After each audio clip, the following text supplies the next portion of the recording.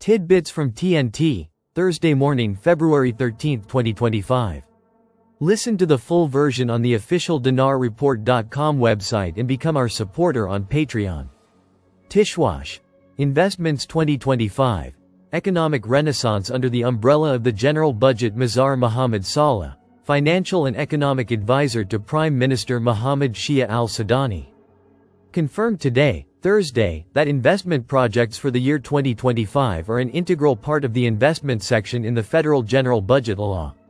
He added in his statement to Euphrates News that the three-year general budget was enacted to give the development policy sufficient flexibility in implementing investment projects without interruption. According to a flexible and rational vision that takes into account the indicators of the National Development Plan 2024 to 2028, and according to the available financing capabilities drawn up in the plan and the general budget together. Tishwash. Launching the implementation of the Fursan residential city. And al-Sudani. Iraq is facing a new industrial renaissance.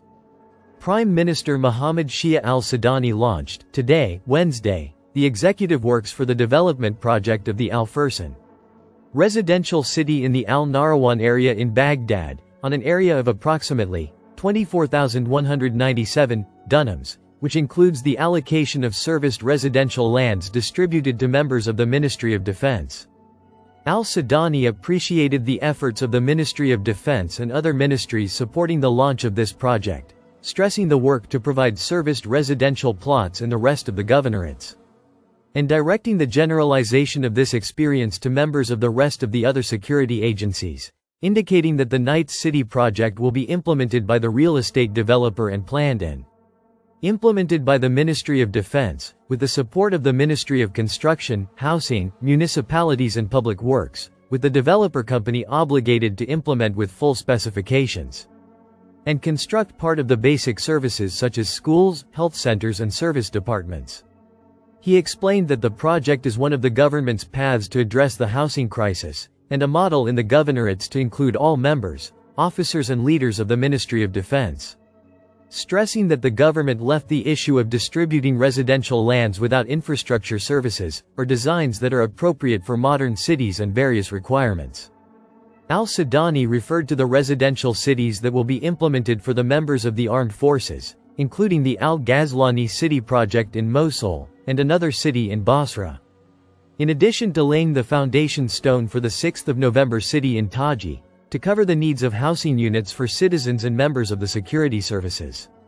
The following are the most important points made by the Prime Minister. The Ministry of Defense personnel defended the greater homeland.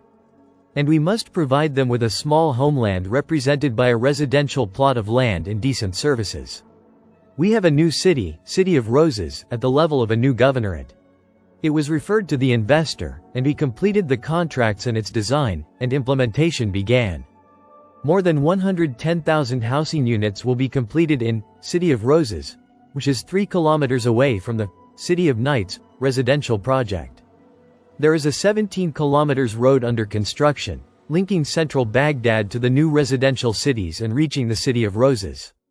Within the Baghdad Metro Plan, new residential cities have been linked, and we are in the process of negotiating with international companies to implement this vital project. The government has taken into consideration the advance planning for the next 30 years regarding the provision of services, means of transportation and a road network.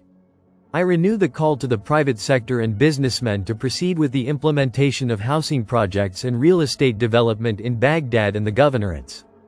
And the government will provide all facilities. We call on the private sector to establish construction materials factories in light of the great urban renaissance in the country, as what is available does not cover the actual need. The number of housing units in projects signed by the government has exceeded 1 million units. The sovereign guarantees provided to the private sector confirm that Iraq is facing a new industrial renaissance for the emergence of national factories that cover the needs of the market. The government is obligated to provide basic services such as sewage networks, drinking water, electricity, communications, and roads. Russia. We were about to complete important energy projects in Iraq, but the events of 2004 led to their suspension.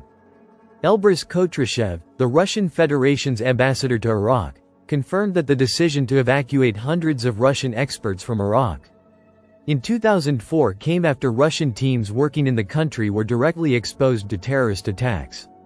During his interview on the Kasari al-Kal program with Salam Musafir on RT Arabic, on the occasion of Diplomats' Day, he explained that these attacks resulted in the martyrdom and injury of a number of experts, including Iraqis, which prompted the Russian authorities to take the decision to evacuate to protect the lives of its citizens. Russian companies were about to complete important projects in Iraq that began before 2003, especially in the energy sector, but the painful security events that occurred in 2004 led to the suspension of these projects and the evacuation of more than 900 Russian experts, Kotrashev added. He continued.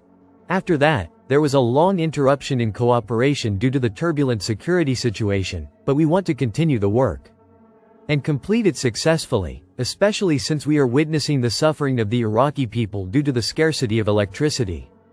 Despite these challenges, the Russian ambassador stressed that relations between Baghdad and Moscow, which date back 80 years, are still strong and distinctive at all levels, describing them as going through their most beautiful stages in terms of the level and strength of cooperation. He pointed out that cooperation between the two countries covers multiple fields, including energy, education and culture. Regarding cultural exchange, Kotrashev expressed Moscow's desire to open a Russian cultural center in Iraq, as it was during the Soviet era, explaining that the delay in this step is due to logistical reasons, not political or economic. He also spoke about educational cooperation between the two countries, noting that the number of Iraqi students in Russian universities ranges between 2,500 and 4,000 students. Regarding cooperation in the energy sector, the ambassador pointed out that Russian investments in the Iraqi oil and gas sector amount to about $20 billion, and maybe more. He stressed that Russia leads oil investments in Iraq, surpassing the United States and China, expressing his optimism about the possibility of expanding these investments in the future. Regarding the possibility of a visit by a senior Russian official or President Putin to Iraq, Kotrashev said, "I hope the visit will be great, and I expect a warm welcome from the Iraqi government and people. But I do not know if it will happen soon because the president is busy with domestic and international issues."